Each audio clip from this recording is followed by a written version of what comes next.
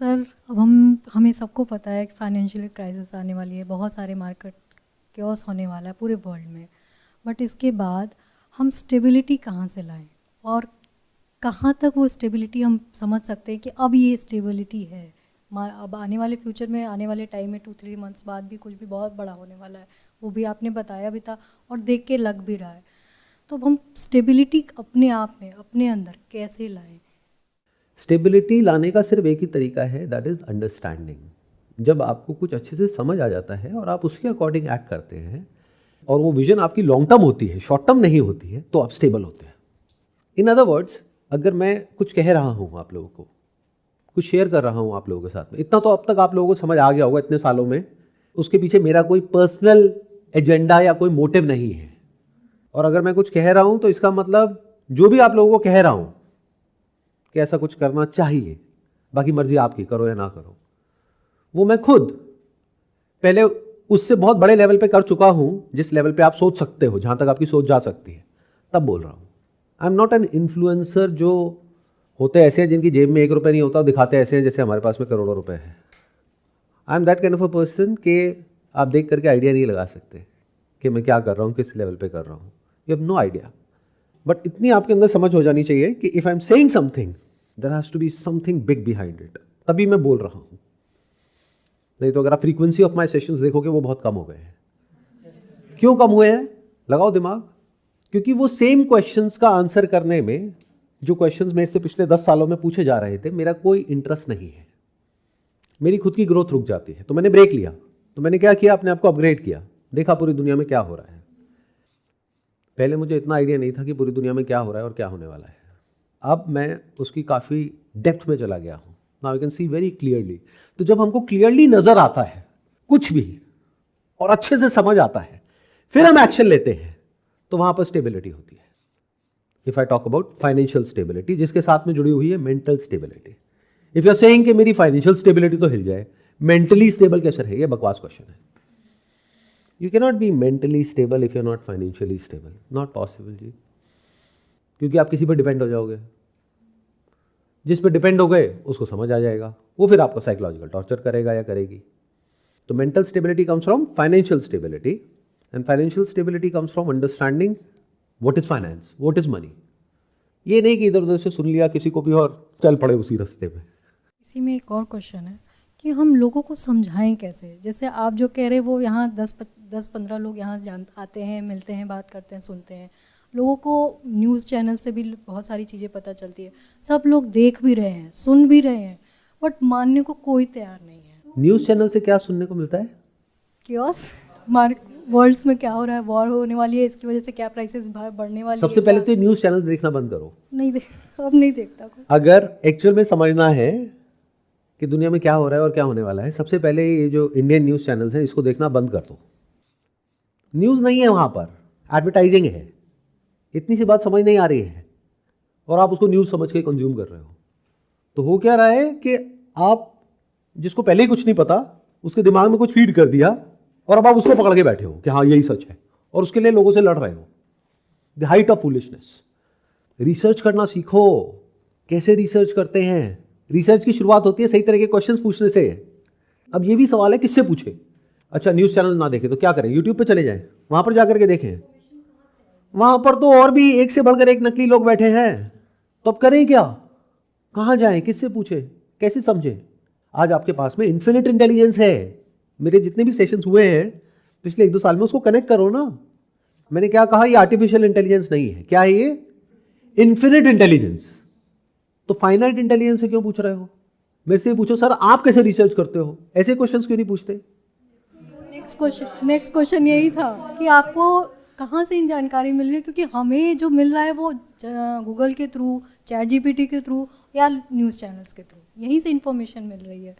ध्यान से समझना, गूगल के थ्रू और चैट जीपीटी के थ्रू कुछ मिलता नहीं है, आप ढूंढते हो।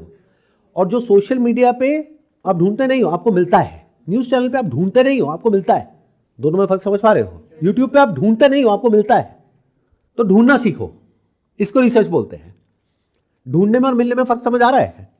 आप सोचते हो ऑन द बेसिस ऑफ जो आपको मिलता है, जो आपको परोसा जाता है, और जो आपको देता है इंफॉर्मेशन, उसमें उसका कोई फायदा है, कोई एजेंडा है। उसी तरह की इंफॉर्मेशन आप तक पहुंचती है फिल्टर होकर के, जो शॉर्ट टर्म में सुन करके या तो आपको डर लगे या आपको मजा आए, बस पेन एंड प्लेजर, तभी तो आप उसको देखोगे। और ऐसे ही आप बन गए हो। और यहां पर स्टेबिलिटी कहीं भी नहीं है, उसकी बातें हैं, स्टेबिलिटी कहीं भी नहीं है। आज किसी न्यूज चैनल को देखोगे वो कहेगा अरे सोने का दाम बहुत ऊपर जाने वाला है, खरीद लो। अगले दिन उसकी वीडियो आएगी, बेच दो, सब खत्म होने वाला है। कहां है स्टेबिलिटी? पागल हो जाओगे ये सब देख देख करके। तो जब ये सारे ऑप्शन हमने हटाए, क्यों हटाए ये समझ आ रहा है क्यों हटाए? ताकि फोकस्ड होके ऑथेंटिसिटी और थोड़ा सा खुद भी रिसर्च करे चीज़ों को, अगर सही तरीके से जानना है। अब रिसर्च कैसे करें ये सवाल उठता है।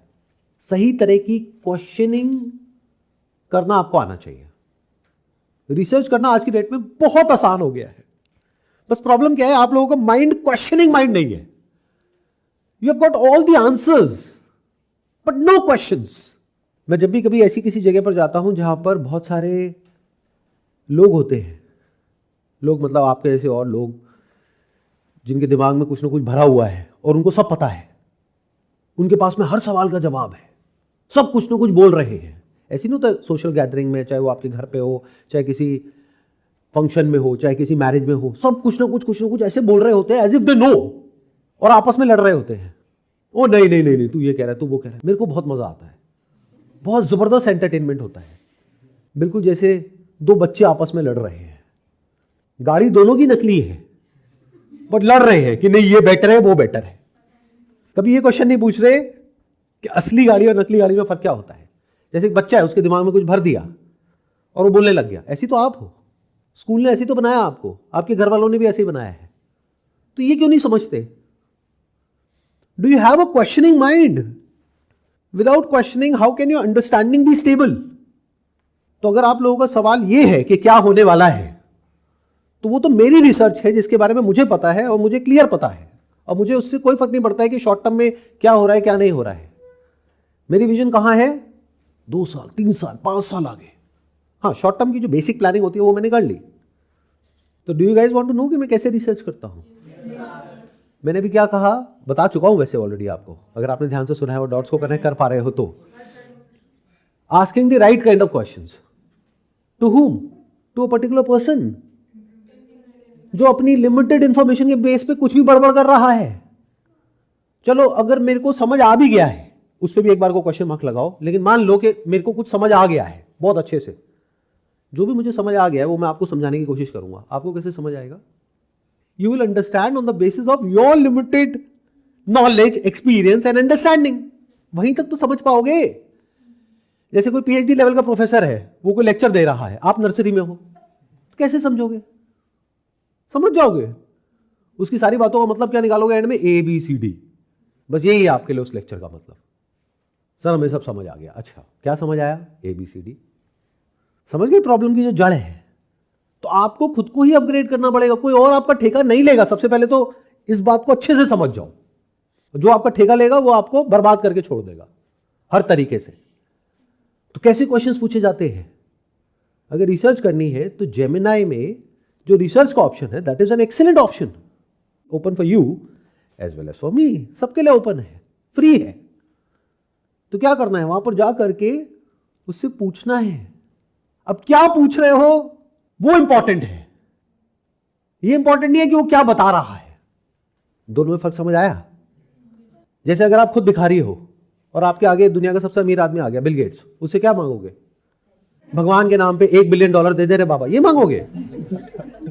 कहां तक जाएगी आपकी सोच? कहां तक पूछ सकते हो? अच्छा आज तक ना मेरे को लोगों ने 5 रुपए दिए, 10 रुपए दिए, एक बार एक बहुत अमीर आदमी था उसने 100 रुपए दिए थे, तो ये कह रहे हैं कि दुनिया का सबसे अमीर आदमी है। भगवान के नाम पे 500 रुपए दे दे रे बाबा, ये भी एक क्वेश्चन हो सकता है। दूसरा हो सकता है भगवान के नाम पे $1 बिलियन दे दे रे बाबा। अब वहां क्या प्रॉब्लम है? वो जो सबसे अमीर आदमी हो गया, चल भाग यहां से, तुझे क्यों दूं? 500 रुपए दे दिया तो नुकसान। तो सही क्वेश्चन क्या है यहां पर? भगवान के नाम पे जितना तू दे सकता है उतना दे दे रे बाबा। अब उसकी ईगो हट हो जाएगी, मैं जितना दे सकता हूं। चलो देखते हैं। तो अगर ये समझना चाहते हो कि अभी दुनिया में क्या हो रहा है और फ्यूचर में क्या होने वाला है, तो आपको शुरू कहां से करना है? सबसे पहले इसको समझो कि पैसा क्या होता है। पैसे के पीछे दीवाने हो सारे के सारे, और अगर कुछ है आपकी लाइफ में तो मुझे समझा दो, मुझे बता दो। बाकी सब जो है वो इमेजिनरी कॉन्सेप्ट्स हैं जो तब तक ही वैलिड है जब तक जेब में पैसा है। पैसा नहीं है तो सब धरा का धरा रह जाता है। पढ़ाई किस लिए करते हो? पैसे के लिए। नौकरी किस लिए? पैसे के लिए। पैसे को इधर उधर जहां भी लगाते हो किस लिए? और पैसा कमाने के लिए। लाइफ को जीने के लिए क्या चाहिए? पैसा। तो पैसा क्या होता है? What is money? You have no idea. आपको नहीं पता है, यहां से शुरू करो। बट आप ये मानने को ही नहीं तैयार हो कि मुझे नहीं पता है। इन्फ्लेशन टैक्स क्या होता है इसके बारे में पता है किसी को? आपको इनकम टैक्स तो पता है, डायरेक्ट टैक्सेस पता है, इनडायरेक्ट टैक्सेस पता है। इन्फ्लेशन टैक्स क्या होता है? सर शायद जब महंगाई बढ़ती है उससे जो टैक्स लिया जाता है बढ़ने के बाद में। You don't know about inflation tax. Inflation क्या होता है? महंगाई। महंगाई क्या होती है? क्यों होती है महंगाई? सर जब डिमांड और सप्लाई में एक डिफरेंस आ जाता है और जब वो मेजर डिफरेंस आ जाता है उस चीज़ को कॉम्पनसेट करने के लिए इन्फ्लेशन आता है। Demand and supply of what? Of products and services? Sir वैसे तो कमोडिटीज़ या फिर रिसोर्सेज। और क्या हो अगर मैं कहूं कि ये जो आप बोल रहे हो ये वो डेफिनेशन है जो किसी किताब में से आपने पढ़ी है या फिर बुक्स में से पढ़ी है या किसी से सुनी है, जो सब बकवास है। एक्चुअल में क्या है जो आपने बोला उसके आसपास ही कहीं है। वो क्या है? Demand and supply of money, demand and supply of currency. जब करेंसी की जो सप्लाई है वो बढ़ जाती है तो इन्फ्लेशन बढ़ जाती है। Government can print currency out of thin air and government is printing currency all over the world. इसकी वजह से इन्फ्लेशन आ रहा है।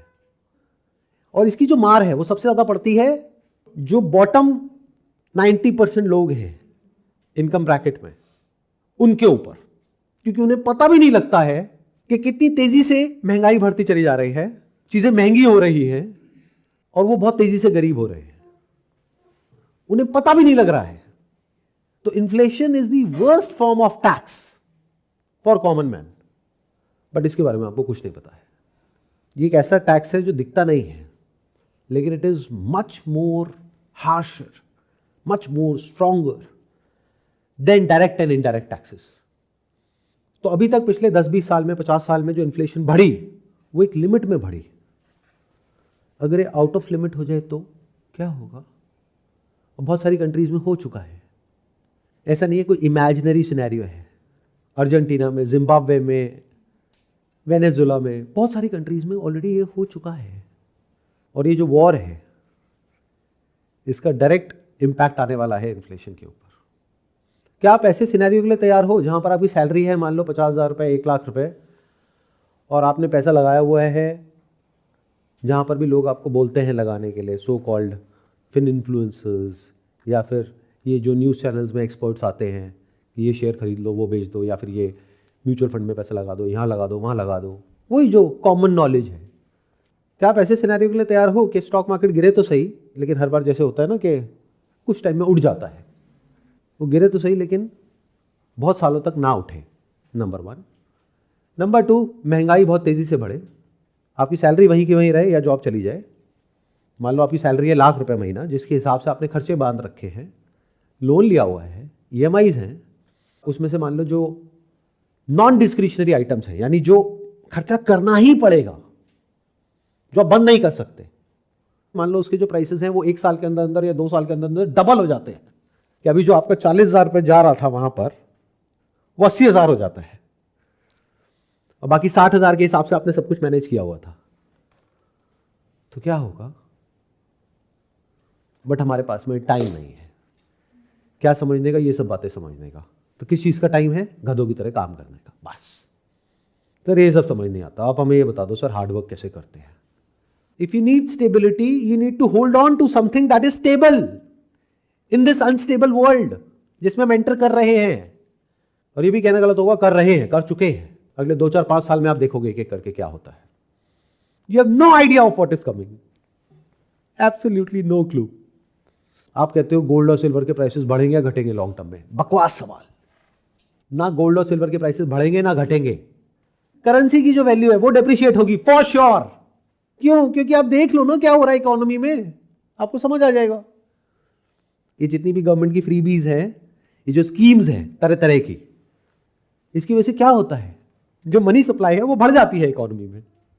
उसकी वजह से क्या हो रहा है? इन्फ्लेशन आ रहा है। इन्फ्लेशन का असर किस पे हो रहा है? आप लोगों पर हो रहा है, और आप लोगों को पता ही नहीं है, और आप खुश हो रहे हो कि फ्री में ये मिल गया, फ्री में वो मिल गया।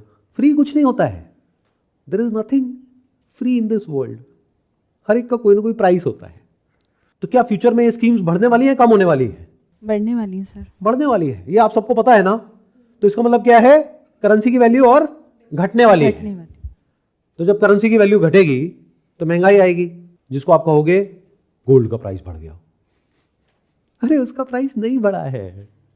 पिछले 20-30-50 सालों में ये देखो कि पूरी दुनिया की जो गवर्नमेंट्स है उन्होंने कितनी करेंसी प्रिंटिंग करी है, उनका डेट कितना बढ़ा है। सन 2000 में जो यूएस गवर्नमेंट है उसके ऊपर कितना डेट था, आज कितना डेट है? अभी it's close to around $40 trillion. Do you understand the meaning of that? और वॉर की वजह से क्या हो रहा है? महंगाई बढ़ रही है। तो जब महंगाई बढ़ती है तो महंगाई को कंट्रोल करने के लिए इंटरेस्ट रेट को बढ़ाना पड़ता है, जो सेंट्रल बैंक होता है उसको, या कम करना पड़ता है? जिसको पता हो वही हाथ ऊपर करके बोलना। बढ़ाना पड़ता है सर। तो जब महंगाई और बढ़ती है तो उस महंगाई को कंट्रोल करने के लिए, महंगाई क्यों बढ़ेगी? क्योंकि क्रूड ऑयल और एनर्जी का जो प्राइसेस हैं वो बहुत तेजी से बढ़ रहे हैं पूरे वर्ल्ड में, तो उसकी वजह से हर चीज महंगी हो जाएगी। तो उस महंगाई को कंट्रोल करने के लिए जो सेंट्रल गवर्नमेंट्स हैं पूरे वर्ल्ड की, उनके पास में क्या टूल है? जिसको इंडिया में रेपो रेट बोलते हैं। जैसे यूएस में फेड है, तो अभी जो फेड की मीटिंग हुई थी कुछ दिन पहले, उसमें क्या हुआ? इंटरेस्ट रेट को बढ़ाया, कम किया? सेम रखा है, ना बढ़ाया ना कम किया। क्यों? क्योंकि अभी इन्फ्लेशन जो उनका टारगेट था 2% का, उससे ज्यादा आई है, मतलब 2.7% आई है। बट यही अगर कुछ महीनों में 5% हो जाती है, 10% हो जाती है, तो उसको कंट्रोल करने के लिए उनको क्या करना पड़ेगा? इंटरेस्ट रेट को बढ़ाना पड़ेगा। लेकिन अगर इंटरेस्ट रेट को बढ़ाया तो जो उनका डेट है $40 ट्रिलियन का, उसके ऊपर इंटरेस्ट पे करना है, वो इंटरेस्ट भी तो बढ़ जाएगा। तो यूएस डॉलर का जो डाउनफॉल है वो बहुत तेज हो जाएगा। US dollar which is the reserve currency of the world at present. और 1971 में निक्सन ने जब गोल्ड को डीलिंक कर दिया था डॉलर से, तो उसके बाद भी डॉलर बचा कैसे रहा? Because it was connected to energy, यानी इसको बोलते हैं पेट्रो डॉलर। मतलब कि अगर पूरी दुनिया को ऑयल चाहिए, जो कि चाहिए ही चाहिए, तो वो सिर्फ डॉलर में मिलेगा। तो गल्फ कंट्रीज जिन्होंने पूरे वर्ल्ड में ऑयल एक्सपोर्ट किया, उनके पास में डॉलर आ गया। वो जो एक्सेस डॉलर आया उसको लेकर के उन्होंने यूएस में इन्वेस्ट कर दिया, बॉन्ड्स में। ऐसे दुनिया चल रही थी। बट अब तो ये लिंक भी टूट रहा है। देखने में ऊपर ऊपर से आपको लगेगा कि ये एक छोटी सी वॉर है जो कहीं पर दुनिया के कोने में हो रही है, उससे हमें क्या फर्क पड़ता है? But it could be, I am not saying it is, because मेरे पास में कोई कॉन्क्रीट एविडेंस नहीं है इस बात का जो मैं बोलने वाला हूं। It could be a proxy war, जिसमें सबसे बड़ा फायदा चाइना को होने वाला है। तो अगर आपको रिसर्च करनी है तो शुरू कहां से करना है? सबसे पहले तो इसको समझो, पैसा क्या होता है। क्या ये समझना बनता है या नहीं बनता है? वो डेफिनेशन नहीं जो किताबों में लिखी हुई है, वो किताबें जो अंग्रेजों ने लिखी है, मेजॉरिटी ऑफ देम। किसके उद्धार के लिए? आप लोगों के अपने फायदे के लिए। Can't you see all that? तो इन्फ्लेशन का मतलब कुछ और था आज से बहुत साल पहले, अब कुछ और हो गया है। तो वहां जाओ जो एक्चुअल में था, इन्फ्लेशन के रूट कॉज पे जाओ, उससे आपको समझ आएगा पैसा क्या होता है, उससे आपको समझ आएगा पैसे की एक्चुअल में वैल्यू क्या होती है। जिस कागज के टुकड़े को लेकर के आप खुश हो रहे हो, या बैंक में एक नंबर को देख करके खुश हो रहे हो, is that money? Is that wealth? That is a medium of exchange for sure, but is it a store of value? The answer is no. ये समझ आया किसी को मैंने क्या बोल दिया है? किसको आया? हाथ ऊपर करो। हाँ बताइए।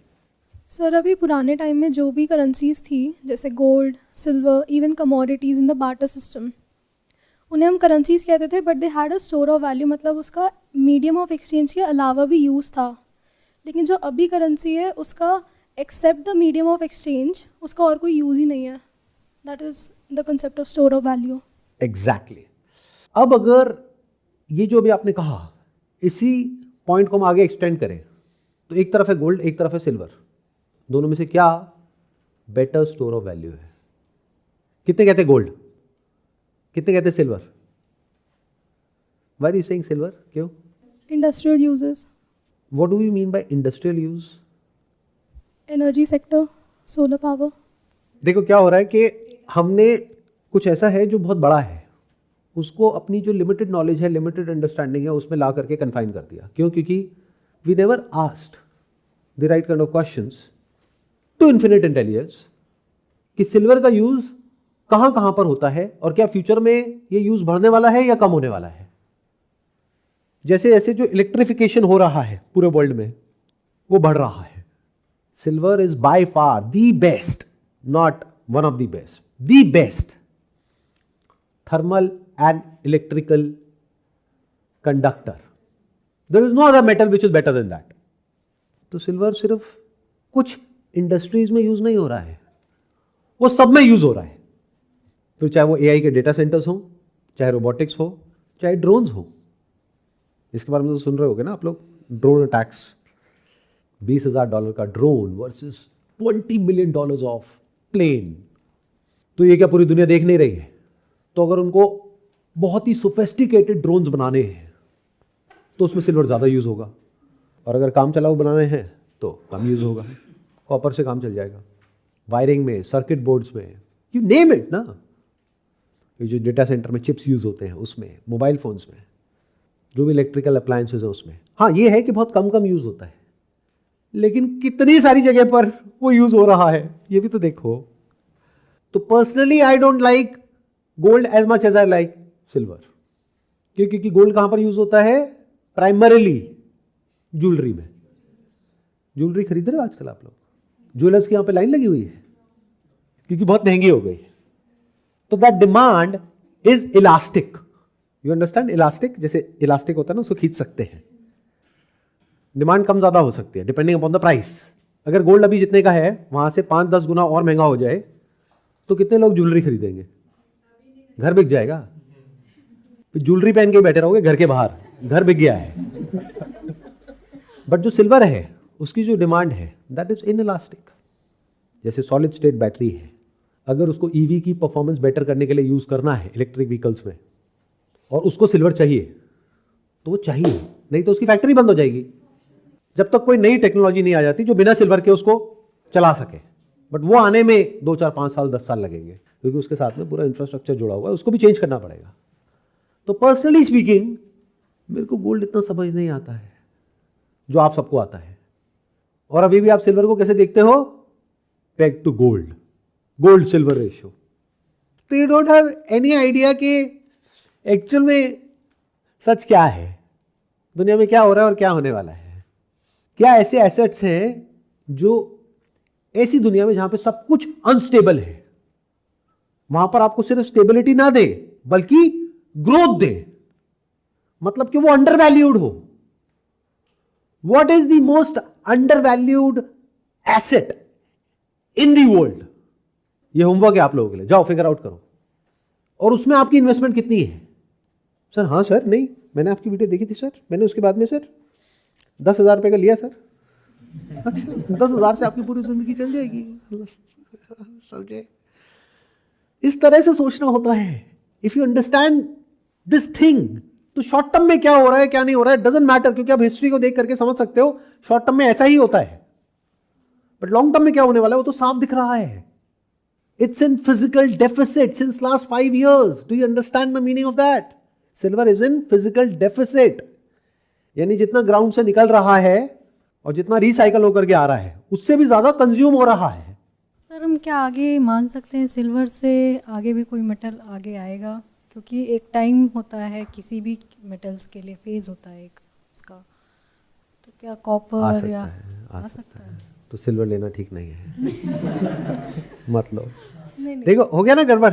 The moment you ask such kind of questions without understanding what I am talking about, बिना उसको समझे आप कुछ भी आउट ऑफ ट्रैक जा करके पूछोगे तो आप भटक जाओगे। इट्स एज इफ के आपको एक जगह पे बार बार हिट करना होता है so as to make an impact. एक बार से काम नहीं चलता है। तो आप कितना डीप में जा सकते हो?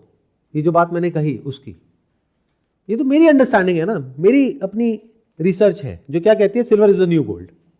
क्यों भाई, ऐसा क्या हो गया? आप क्या पूछ रहे हो कि क्या कोई और भी मेटल आ सकता है? हाँ बिल्कुल आ सकता है। जैसे गोल्ड भी अगर आप देखोगे तो there are some nuclear reactors जहाँ पे एटॉमिक लेवल पे गोल्ड को बना दिया गया है लैब में, तो फिर तो गोल्ड भी बन जाएगा। जब गोल्ड बन जाएगा तो फिर गोल्ड की ज़रूरत ही क्या है, तो फिर तो लिमिटेड नहीं रहा, तो उसका प्राइस क्रैश हो जाएगा। ऐसी बहुत सारी कॉन्स्पिरेसी थ्योरीज आपको नजर आ जाएंगी इधर उधर। जैसे लैब ग्रोन डायमंड होता है, ऐसी लैब ग्रोन गोल्ड हो जाएगा, लैब ग्रोन सिल्वर हो जाएगा। उसमें कितनी कॉस्ट आती है, और वो एटम्स क्या स्टेबल होते हैं? एटॉमिक लेवल पे बन रहा है, हाँ बन सकता है, बट अभी हम वहां से कितना दूर हैं? 10 साल, 20 साल, 30 साल। वो भी अगर एआई बहुत तेजी से ग्रो करती है तो तब तक क्या करोगे? अगले 5 साल का क्या प्लान है? सर अगर गोल्ड और सिल्वर की बात करें तो एक तो फॉर्म आ जाता है कि हम फिजिकल फॉर्म बाय कर सकते हैं उसका, और अगर दूसरा ऑप्शन मुझे जो समझ में आता है एक ETF है, तो हम ETF पे कितना ट्रस्ट कर सकते हैं, या फिर क्या उसकी भी ग्रोथ साइमल्टेनियसली पैरेलल चलेगी, या फिर हम कितना ट्रस्ट कर सकते हैं? मेन क्वेश्चन यही है। ETF पे आप उतना ही ट्रस्ट कर सकते हो जितना आप सेबी और RBI पे ट्रस्ट कर सकते हो, गवर्नमेंट पे ट्रस्ट कर सकते हो। अब वो आपको अपने आप से पूछना है आप कितना ट्रस्ट कर सकते हो, क्योंकि काउंटर पार्टी रिस्क तो वहां पर है, ऐसा नहीं है कि नहीं है। काउंटर पार्टी रिस्क का मतलब समझते हो? आज आपके हाथ में कागज़ का टुकड़ा है या बहुत सारे कागज़ के टुकड़े हैं जिसको आप पैसा बोलते हो। अगर आज शाम को कोई टेलीविज़न पे आ जाए, कोई मतलब जो टॉप पर बैठे हैं, वो आ करके बोले कल से ये नहीं चलेगा, तो यहाँ पर क्या आ गया? Counter party risk. किसी ने बोलना है और आपकी पूरी लाइफ अपसाइड डाउन टर्न हो जानी है। किसी शेयर में आपने पैसा इन्वेस्ट किया हुआ है, वहाँ पर क्या है? Counter party risk. अंदर उस कंपनी के क्या चल रहा है आपको नहीं पता। एक न्यूज़ आएगी, उसके बाद में वो स्टॉक जो 5 साल में पता नहीं कहाँ गया है वो वापस से जीरो भी हो सकता है। इसको क्या बोलते हैं? Counter party risk. बट अगर आप प्रॉपर तरीके से पेमेंट करके, यानी अपने बैंक के थ्रू और प्रॉपर बिल ले करके अगर आप गोल्ड या सिल्वर परचेज करते हो और अपने पास में रखते हो, तो at least there is no counter party risk. There is risk of theft but there is no counter party risk. तो although the counter party risk in ETF is very less, क्योंकि इंडिया में जहां तक मेरी अंडरस्टैंडिंग है ये बहुत अच्छे से मैनेज किया गया है। It is all physically backed, that's what they say. I have not seen that personally, so I think it is reasonably safe to invest in ETF। But अगर आप कंपैरेटिवली मुझसे पूछोगे दोनों में से बेटर क्या है, तो physical is always better than ETF, क्योंकि आप कौन सा बहुत ज्यादा परचेज करने वाले हो, यानी हजारों किलो। आप कितना ले लोगे? आधा किलो, 1 किलो, 2 किलो, उसमें क्या फर्क पड़ता है? इतना तो वैसे भी आपने गोल्ड ज्वेलरी या ये वो कहीं ना कहीं थोड़ा बहुत रखा होगा। हाँ 1-2 किलो नहीं, बट उतने का जितने का सिल्वर आता है, यानी 2.5-3 लाख का, उतने की ज्वेलरी तो आपके पास में गोल्ड की पड़ी ही होगी ना, तो रिस्क तो वहां पर भी है। तो कंपैरेटिवली फिजिकल इज बेटर। इतना कुछ है जो मैं देख रहा हूं, जो मुझे पता है, जो मुझे स्टेबिलिटी देता है, जो मैं चाहूं भी तो आप लोगों को नहीं बता सकता। इतना कुछ है, मतलब 10 दिन निकल जाएंगे यहाँ पे बताते बताते। मतलब जो पूरा फिएट करेंसी का सिस्टम है, it's on the verge of a collapse. अब it could take a few months और अ फ्यू ईयर्स, बट ऐसा हिस्ट्री में बहुत बार हो चुका है। जब भी करेंसी को डीलिंक किया गया है प्रेशियस मेटल से, यानी गोल्ड और सिल्वर से, तो इवेंचुअली इट कोलैप्स्ड। कोई भी करेंसी सर्वाइव नहीं कर पाई है, और पूरी दुनिया में इस वक्त सिर्फ फिएट करेंसीज चल रही है। तो जब ये बातें समझ आएंगी, और इस बार सिर्फ कोई एक एसेट कोलैप्स नहीं करने वाला है, it's an all asset bubble. Housing भी, स्टॉक मार्केट भी, ऊपर से करेंसी भी, डेट भी, कंट्रीज में एक दूसरे के बीच का ट्रस्ट, सब कुछ कोलैप्स हो रहा है एक साथ में। तो जब ऐसा होता है तो लोग कहां भागते हैं? सिक्योरिटी की तरफ, सेफ्टी की तरफ। और ऐसा क्या है पूरी दुनिया में जो सब मानते हैं? That is gold. पर दोनों में थोड़ा सा फर्क है। एक है जो पूरी दुनिया में लोग मानते हैं, ध्यान से सुनना, मानते किसको है? गोल्ड को, बट यूज किसका ज्यादा है? सिल्वर का। That is the difference.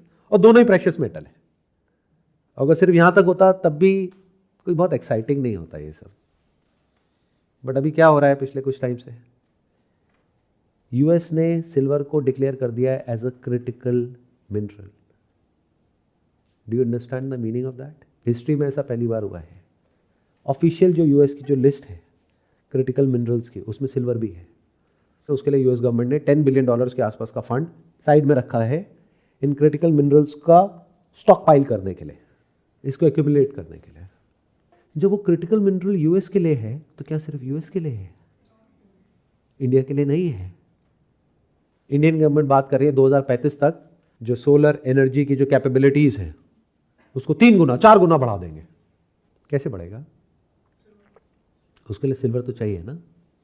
हम बात करते हैं हम अपने यहाँ पे मैन्युफैक्चरिंग करेंगे, किसकी? इलेक्ट्रॉनिक्स की, हाई एंड इलेक्ट्रॉनिक्स की, इसकी उसकी, उसके लिए सिल्वर नहीं चाहिएगा क्या? पर चाइना जो कि वर्ल्ड का सबसे बड़ा रिफाइनर है, क्योंकि एक है सिल्वर जिस तरह से वो निकलता है मेक्सिको से, पेरू से और बहुत सारी कंट्रीज से, एक है जिस फॉर्म में वो निकलता है, उसके बाद में उसको रिफाइन करना होता है, प्रोसेस करना होता है ताकि वो यूज हो सके। तो वर्ल्ड का जो 70% रिफाइन होता है सिल्वर वो चाइना में होता है, और चाइना ने एक्सपोर्ट कंट्रोल लगा दिया है। ये सब एक साथ क्यों हो रहा है? और इस सब का ईरान वॉर से क्या कनेक्शन है? इसको लिंक कर पा रहे हो?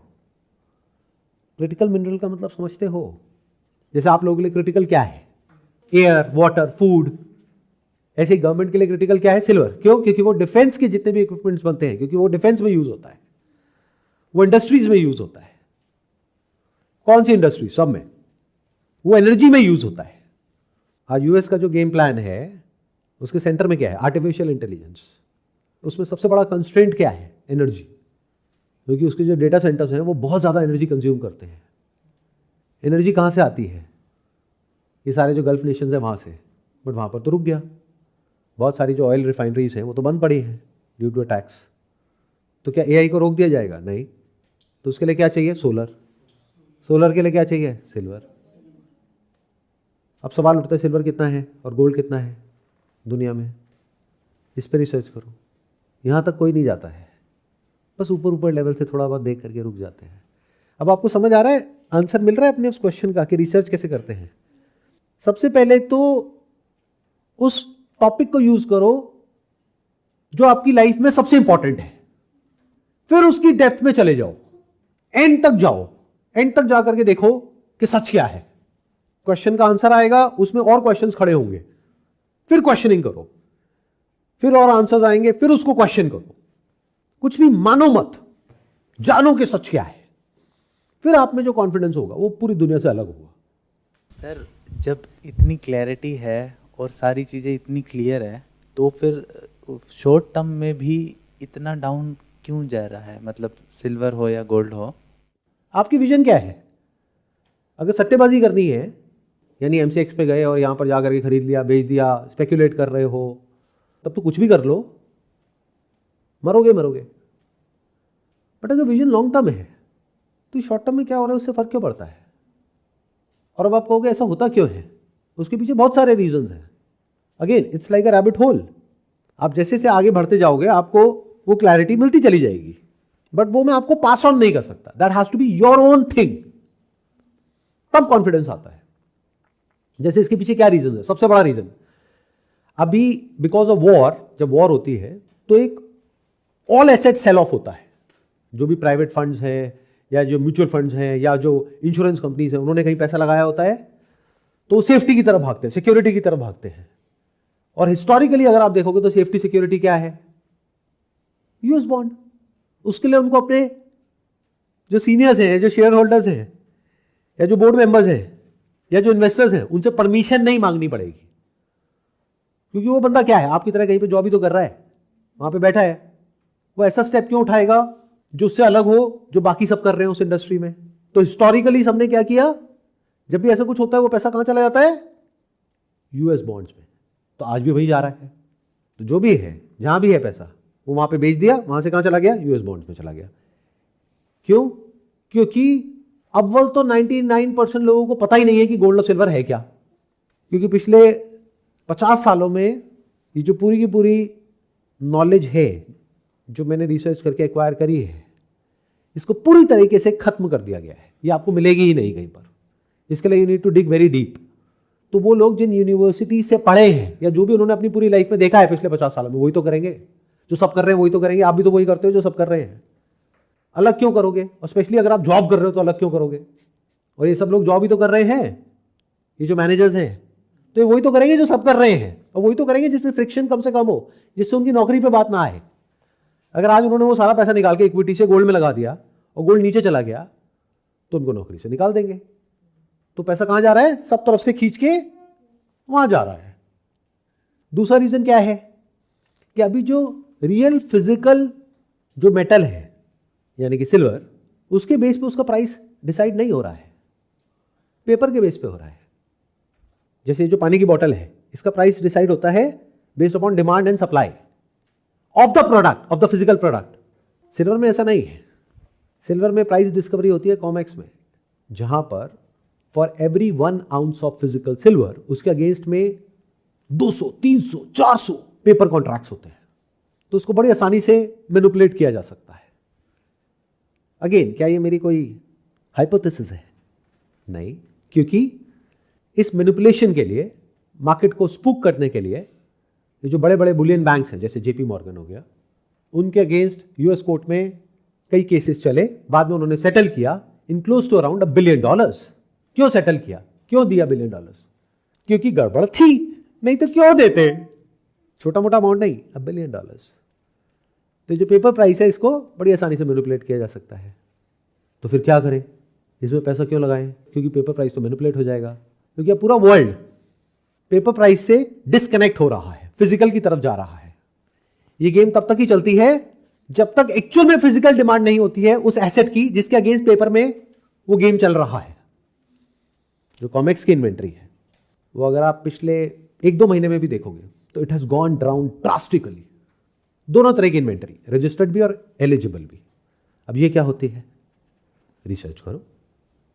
जो रजिस्टर्ड सिल्वर है, यानी कि जो पेपर क्लेम्स हैं, अगर उसमें से वो लोग बोलते हैं कि भाई हमको पेपर में सेटल नहीं करना है, हमें तो फिजिकल मेटल चाहिए।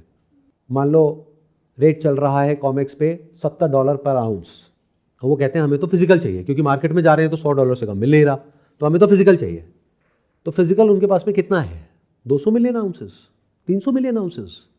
अभी की अगर आप फिगर देखोगे, it is less than 80 million ounces. It is going down drastically. और सिर्फ यहां पर नहीं, जो शंघाई गोल्ड एक्सचेंज है वहां पर भी जो सिल्वर की इन्वेंट्रीज है वो बहुत तेजी से कम हो रही है। It's at an all time low. तो एक तरफ से फिजिकल सिल्वर की शॉर्टेज है, दूसरी तरफ से जो पेपर सिल्वर है उसका प्राइस कम हो रहा है। ये क्या गेम है, ये पूछो ना अपने आप से। और ये कब तक कंट्रोल कर पाएंगे इसको, क्योंकि शंघाई में प्रीमियम है। और इंडियन गवर्नमेंट की अभी कुछ टाइम पहले एक रूलिंग आई है जहां पे जो अब इंडिया में भी जो सिल्वर के प्राइसेस हैं वो इंडिया में जो अवेलेबिलिटी है उसके अकॉर्डिंग डिसाइड होगा, कॉमेक्स के अकॉर्डिंग नहीं। तो इंडिया भी अपने आप को डिस्कनेक्ट कर रहा है कॉमेक्स से, यानी जो पेपर सिल्वर के प्राइसेस है उससे। तो इसका इंपैक्ट क्या पड़ेगा आपके ETF पे या जो भी सिल्वर है उसके ऊपर? लगाओ दिमाग। ऐसा क्यों कर रही है? आज तक की एक सबसे बड़ी डील हुई है सिल्वर इंडस्ट्री में, जहां पर एक स्ट्रीमिंग कंपनी है, वो क्या करती है, वो एडवांस पेमेंट देती है सिल्वर माइनिंग कंपनीज को, क्योंकि जो सिल्वर माइनिंग होती है वो प्योरली सिल्वर की नहीं होती है, माइनिंग किसी और चीज की होती है, साथ में सिल्वर निकलता है। तो for them the most important thing is to manage cash flows, silver mining companies के लिए। तो there is a streaming company, I don't remember the exact name of that, but उसने एक डील करी है for close to around $4 billion. Advance payment दिया है एक माइनिंग कंपनी को, और क्या कहा है उसको कि मार्केट में सिल्वर का प्राइस जो मर्जी हो, आप हमको $20 में दोगे। ये उन्होंने फ्रीज कर ली डील अगले कुछ सालों के लिए। सोचो, $4 बिलियन इन कैश क्यों पे किया उन्होंने? ये सब क्यों हो रहा है? तो there are a lot of things which are happening जिसके बारे में दुनिया को कुछ पता नहीं है। क्यों? क्योंकि सब बिजी हैं अपनी अपनी दुनिया में, किसमें पैसा कमाने में, और गवर्नमेंट बिजी है आपका पैसा खर्चने में। ये बात सुनने में अजीब लगेगी, आपको लगता है आप खर्चते हो आपका पैसा। अरे नहीं, सिर्फ आप नहीं खर्चते हो, जो गवर्नमेंट खर्चा कर रही है वो गवर्नमेंट के पास में अपना पैसा नहीं है, वो आप लोगों का पैसा है, हमारा पैसा है। तो आप कमाओ, खर्चेगा कोई और जिसको आप जोड़ना कहते हो, पैसे को जोड़ा, पैसे को सेव किया, वो क्या है? अगर मेरी नजर से देखोगे तो हंसी आएगी। जोड़ना मतलब होता है बढ़ना, बट आप जोड़ नहीं रहे हो, आप तो तोड़ रहे हो। तो बेवकूफ नहीं हो, काम कर रहे हो सुबह से रात तक ऐसा जो आपको पसंद नहीं है। किसके लिए? पैसे के लिए। पैसे का आपको आता पता ही नहीं है, और आपका पैसा कोई और ही उड़ा रहा है, उसकी वैल्यू घटती जा रही है ना? Funny, FUNNY, funny. तो हंस दो, क्या हो गया? सर वंस यू सेड आपको पता भी नहीं है कि दुनिया में क्या हो रहा है, तो दुनिया में अब रियल एस्टेट क्रैश होगा, real estate is a bubble, AI is a bubble, stock market is a bubble. But AI का तो हम देख पा रहे हैं ना कि अब इतने बड़े डेटा सेंटर्स बन रहे हैं, एआई का यूज़ कितना वास्ट है, तो there are so much scope of AI, then how we can know that like उसमें क्या होगा? I never said AI is a bubble. I always said AI is the future of humanity. जैसे internet was the future in the year 2000. Still .com bubble burst. मतलब क्या कि internet से उस time पे इतना पैसा कंपनीज नहीं कमा पा रही थी जितना खर्च रही थी, इसलिए वो बबल था. But internet was not a bubble. ऐसे ही AI is not a bubble. But वो लोग जो AI की बेस पे अपना बिजनेस बिल्ड कर रहे हैं, that is a bubble at this point in time, क्योंकि वहां से रेवेन्यूज इतनी नहीं आ रही है जितना खर्चा हो रहा है.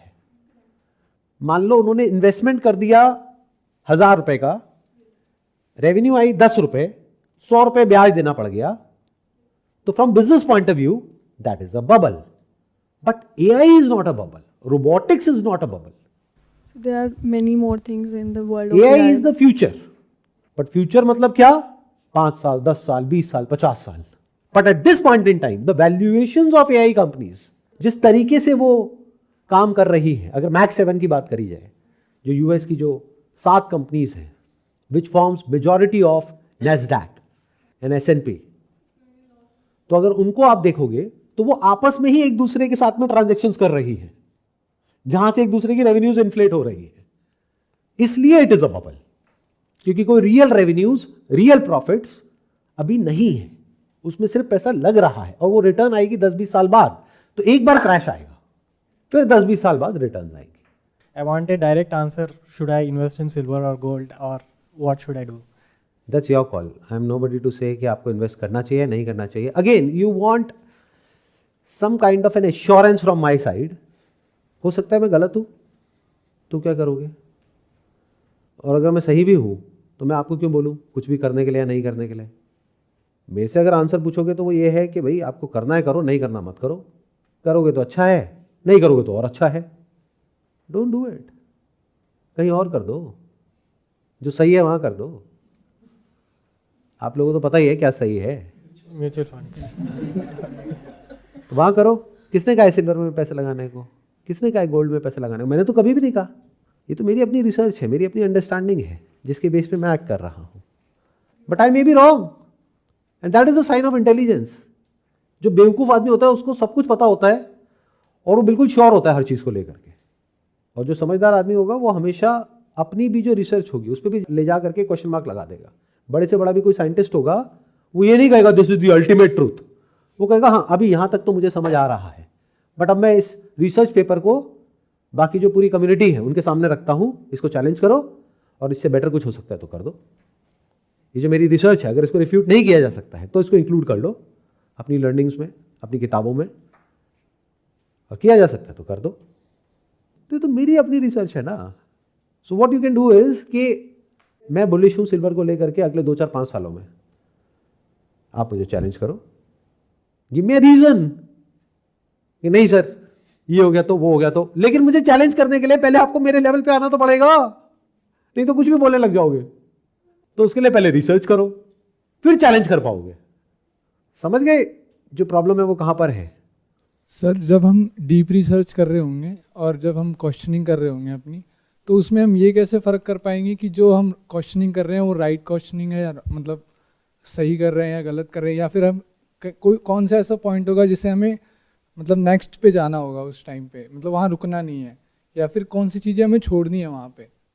तो क्वेश्चन हमेशा यहां से पूछना शुरू करो, what, not how and why. What is money, what is inflation, what can happen because of this war which is going on in the next 10 days, in the next 15 days, in the next 1 month, if it continues. तो क्या क्या हो सकता है? What are the scenarios, different scenarios that can pan out आने वाले 1-2 महीने में, 1 साल में? या फिर जो क्वेश्चनिंग कर रहे हो, जो भी अपनी रिसर्च कर रहे हो, उस इन्फिनिट इंटेलिजेंस को बताओ, I want it only from the most authentic sources which is backed by data and proofs and evidence. सिर्फ मुझे वही बताओ, उसके अलावा कुछ मत बताओ. अपना एक ऐसे एजेंट तैयार कर लो, एआई एजेंट, जिसको पहले ये बोल करके रखो कि जो भी फालतू की चीज़ें हैं वो सब मुझे नहीं चाहिए। जैसे मैंने अपना पूरा एक एजेंट बनाया हुआ है और एक पूरा का पूरा स्ट्रक्चर बनाया हुआ है जहाँ पर कि इस पूरी दुनिया में कहीं भी कुछ भी होता है सिल्वर से रिलेटेड तो मुझे सबसे पहले पता लगता है। बिकॉज मेरा लाइफ का सीधा सा फंडा है, या तो कुछ करो ही मत, करो तो फिर उसमें अपने आप को पूरी तरीके से झोंक दो। आप लोगों की प्रॉब्लम क्या है कि आप कुछ करते भी हो तो हाफ हार्टेडली करते हो। You don't know how to be passionate about something, you don't know how to go deep into something. जैसे अगर मेरे पास में कोई इंफॉर्मेशन आती है किसी एक जगह से, मान लो ग्रॉक ने कुछ कहा, चैट जीपीटी ने कुछ कहा, यानी उनके एजेंट्स ने कुछ कहा कि ऐसा कुछ हुआ, तो मैं उसको और कहीं से वेरीफाई करूंगा कि क्या सच में ये हुआ। और फिर जिन कंपनीज के नाम आ रहे हैं उनकी जो ऑफिशियल वेबसाइट है वहां पे जाके वेरीफाई करूंगा, अगर कुछ बहुत बड़ा है तो। या जो गवर्नमेंट है उनकी ऑफिशियल वेबसाइट से वेरीफाई करूंगा, क्योंकि पहले यूएस गवर्नमेंट ने कुछ महीने पहले एक सर्कुलर निकाला था, सिल्वर क्रिटिकल मिनरल्स की जो लिस्ट है उसमें इंक्लूड होगा, फिर वो हो गया, ऑफिशियली हो गया। सर जैसे आपने बताया कि सिल्वर जो है बेस्ट है आगे, तो इस तरह से गोल्ड में भी कुछ ऑप्शन है कि हम गोल्ड में भी आगे? पर्सनली मुझे गोल्ड इतना अच्छा नहीं लगता है personally, but that's my personal opinion. मुझे गोल्ड इतना समझ नहीं आता है comparatively, because gold is like a belief. जैसे आपका अपना जो रिलीजन है, what is that? That is a reality और a belief. Reality for you, but somebody from some other religion, for him or her it's a belief. तो जो gold को मानता है उनके लिए वो रियलिटी है, बाकियों के लिए बिलीफ है। रियलिटी मतलब क्या? जो सबके लिए रियलिटी है, इररिस्पेक्टिव ऑफ योर रिलीजन। ये जो पानी है वो सबके लिए पानी है, इंसान के लिए भी, जानवर के लिए भी। इसको ऐसे समझो जैसे एक होता है एज ओल्ड बिलीफ, वो क्या है? भगवान। और एक है फैशन, ट्रेंड। तो फैशन और ट्रेंड बदलता रहता है, बट वो एज ओल्ड बिलीफ जल्दी से नहीं बदलता है। आज से हजारों साल पहले भी कुछ लोग मानते थे, कुछ लोग नहीं मानते थे, अभी भी ऐसा ही है। उसमें कोई खास चेंज नहीं आया है, लेकिन जो फैशन है वो हर कुछ सालों में बदल जाता है। बहुत बार तो हर कुछ महीनों में, कुछ दिनों में बदल जाता है। तो फिएट करेंसी क्या है? एक फैशन, फैड। कब से है? पिछले 50 सालों से। गोल्ड कब से है? पिछले हजारों सालों से। तो गोल्ड की मान्यता फिएट करेंसी से बहुत ज्यादा है। गोल्ड को कौन मानता है? सारे सेंट्रल बैंक्स, पूरी दुनिया के लोग। हाँ, इंटेंसिटी अलग अलग है। जैसे इंडिया में गोल्ड की जो वैल्यू है एज ज्वेलरी, वो बहुत ज्यादा है उसके कंपैरिजन में जो कोई वेस्टर्न वर्ल्ड में है। बट गोल्ड को प्रेशियस सब मानते हैं। Gold is desirable for all, gold is accepted in all over the world. तो गोल्ड की मान्यता बहुत ज्यादा है। बट क्या है? मान्यता। क्यों? क्योंकि gold is not going to come again as currency in future. मतलब ऐसा नहीं होगा कि ये पेपर बंद हो जाएगा और गोल्ड के सिक्के चलने लग जाएंगे, नहीं। तो इसका मतलब gold is a very strong belief system, जिसकी वजह से जब सब कुछ तहस नहस होगा तो सब गोल्ड की तरफ भागेंगे। बट हिस्टोरिकली क्या हुआ? गोल्ड के पीछे छुपा रहा सिल्वर, अब वो बाहर निकल करके आ रहा है, क्योंकि उसकी अपनी एक डिमांड है। ऐसा कभी भी नहीं था पास्ट में। तो अगर आप पूरी दुनिया के जो एसेट्स हैं उससे कंपेयर करोगे, from my stand point gold is better. किसके कंपैरिजन में? स्टॉक मार्केट हो गया, ये फिएट करेंसीज हो गई, ये सब चीजें हो गई, उस सबसे फार बेटर है। यानी जो हमारा एंशियंट कल्चर है, जो विजडम है of an Indian housewife, that is much better than so called experts of the world, financial experts. और ये मैं सिर्फ बोल नहीं रहा हूं, पिछले 25 साल का ट्रैक रिकॉर्ड उठा करके देख लो कि जो स्टॉक मार्केट है वो कितना बढ़ा और गोल्ड कितना बढ़ा पूरे वर्ल्ड में। तो जो डेटा कहेगा वो सच है, वो रियलिटी है। रियलिटी देख लो, क्या ज्यादा बढ़ा, क्या कम बढ़ा। तो कौन बेटर इन्वेस्टर और कौन खराब इन्वेस्टर? सो कॉल्ड एक्सपर्ट्स खराब इन्वेस्टर और इंडियन हाउसवाइफ्स बेटर इन्वेस्टर। सो ये तो कहानी है गोल्ड की। बट सिल्वर क्या है? Silver is like a suppressed precious metal, just like gold, जिसको पिछले 50 सालों से उसी जगह पर सप्रेस किया गया है। पूरी दुनिया में इन्फ्लेशन आ गई, हर चीज के दाम बढ़ गए, सिल्वर उसके आसपास ही है जहां पर आज से 50 साल पहले था। और कोई भी ऐसी दुनिया में चीज़ दिखा दो मेरे को जो आज से 50 साल पहले जो उसका प्राइस था उसके आसपास भी कहीं हो। आज से 50 साल पहले आपका घर कितने का था, आज कितने का है, देख लो। तो महंगाई ने हर एक चीज़ के दाम बढ़ा दिए, बस एक के नहीं बढ़ाए। किसके? सिल्वर के। अब अगर तो सिल्वर सिर्फ एक प्रेशियस मेटल होता और जिसको बोलते हैं पुअर मैन्स गोल्ड वो होता, तो वैसे ही कुछ होता जैसा पास्ट में हुआ। मतलब जो गोल्ड सिल्वर रेशियो है वो अभी है अराउंड 60 के आसपास, पीछे टच करी थी 100 के आसपास, और हिस्टोरिकली वो चली है 40-50 के आसपास। तो कुछ वैसा ही होता जैसा हिस्टोरिकली हुआ, यानी बुल रन्स में 2011 में ये जो रेशियो थी ये कोलैप्स हो गई और 30 के आसपास आ गई, तो कुछ वैसा ही होता। But it is no more poor man's gold. Yes it is, but no more only that. तो एक तरफ से पूरी दुनिया की गवर्नमेंट्स उसके पीछे भाग रही है, एक तरफ से इंडस्ट्रीज और बिजनेसेस उसके पीछे भाग रहे हैं, तीसरी तरफ से आप लोग कभी तो जागोगे, कब तक सोते रहोगे? जब जागोगे और सिल्वर को एक्यूमुलेट करने की कोशिश करोगे, सिल्वर को, गोल्ड को, और स्पेशली जब गोल्ड के प्राइसेस बहुत बढ़ जाएंगे, जब ये सब जो मैं कह रहा हूं वो एक्चुअल में होगा तो बढ़ना ही है, और गोल्ड आपकी पकड़ से बाहर हो जाएगा, तो किसकी तरफ भागोगे? सिल्वर की तरफ। और मासेस क्या होते हैं? सबसे बेवकूफ होते हैं as far as investment is concerned. जो स्मार्ट मनी है वो होता है बड़े बड़े जो इन्वेस्टर्स हैं उनका, वो टाइम से पहले काम करते हैं। यानी आप लोग क्या करते हो, जब सिल्वर नीचे जा रहा होता है तो बेच रहे होते हो, ऊपर जा रहा होता है तो खरीद रहे होते हो। ऐसी स्टॉक मार्केट में करते हो, ऐसी हर चीज में करते हो। तो ये जो तीसरा चंक है, यानी आप लोग, यानी दुनिया में करोड़ों लोग, अगर वो आ गए गोल्ड खरीदने के लिए for safety and security in an unstable world, तो गोल्ड के प्राइसेस इतने बढ़ जाएंगे कि आप लोगों की पकड़ से दूर हो गए, तो आप किसकी तरफ भागोगे? सिल्वर की तरफ। सिल्वर है ही नहीं, गवर्नमेंट्स और जो इंडस्ट्रीज है वो पहले उसको कॉर्नर कर चुके होंगे। तब सिल्वर का जो रियल पोटेंशियल होगा वो अनफोल्ड होगा, क्योंकि वहां पर फिजिकल की बात होगी, वहां पर एक डिस्कनेक्ट होगा पेपर सिल्वर के प्राइस में और एक रियल सिल्वर के प्राइस में। दोनों में फर्क देख पा रहे हो? मतलब पेपर में दिख रहा होगा $100 पर आउंस, बट एक्चुअल में मार्केट में खरीदने जाओगे वहां पे दिखेगा $150 पर आउंस, $200। तो अगर मेरी ये बातें आज समझ लेते हो और इसके ऊपर एक्ट करते हो तो उसका कोई फायदा है। जैसे मैं कह रहा हूं कि एक बहुत बड़ी बाढ़ आने वाली है, तो आज अगर समझ जाओ, हंसो नहीं मेरी बातों पे, समझ जाओ और आज ही तैयारी करो अपना शिप बनाने की, तो उसका कोई फायदा है। बाढ़ आ गई है, अब भागते हुए यहां पर आओ या मेरी वीडियोस देखो, हाँ सर ने सही कहा था। So what? सर ने सही कहा है, गलत कहा, that doesn't matter at that time. बात सर्वाइवल की होगी। तो what I am doing and what I am talking about is not about some investment theory, I am talking about survival, and this is coming out of compassion.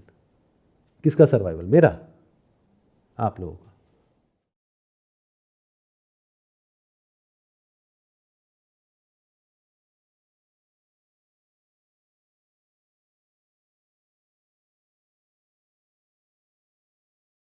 शमशान है, सबको जलाया जाता है, एक दिन आप भी जल जाओगे। डरा करो।